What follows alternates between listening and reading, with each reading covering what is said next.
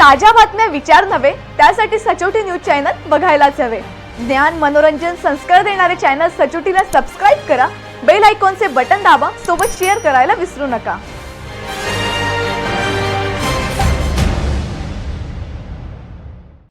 राज्यात सुमारे 3 लाख बोगस शिक्षक आहेत। या सर्वांची चौकशी सुरू असून बोगस शिक्षक तुरुंगात जाऊन त्यांच्याकडून बेकायदा अदा झालेले वेतन वसूल होईल असा इशारा एसआयटी प्रमुख चंद्रकांत पुडकुंडवार यांनी सचोटीशी बोलताना दिला। एसआयटीचे काम वेगाने सुरू असल्याचे त्यांनी म्हटले। राज्यात नागपूर आणि नाशिक या 2 विभागातच कारवाई झाली आहे, तर इतर ठिकाणी हवी तशी कारवाई झालेली नाही। स्वतः मुख्यमंत्री देवेंद्र फडणवीस यांनी कडक कारवाईचे निर्देश दिलेले आहेत, त्यामुळे कुणाचीही गय केली जाणार नाही। भ्रष्टाचाराची प्रकरणे खूप आहेत, त्यामुळे वेळ लागतो असे पुडकुंडवार यांनी सांगितले।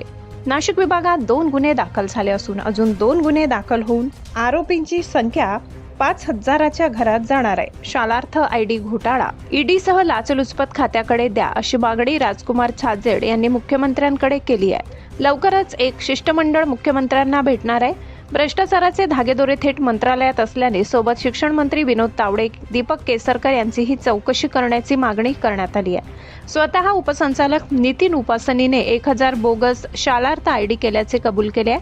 या सर्व बोगस शालार्थ आयडी ज्यांनी वापरले त्या सर्व शिक्षकांना तुरुंगात टाकण्याची मागणी करण्यात आली आहे। गुन्हे दाखल झालेल्या सर्व शिक्षक, मुख्याध्यापक यांचे पगार तात्काळ थांबवण्याची मागणी करण्यात आली आहे। शासनाने पुन्हा सुप्रीम कोर्टात याचिका दाखल करावी अशी मागणी छाजेड यांनी केली आहे।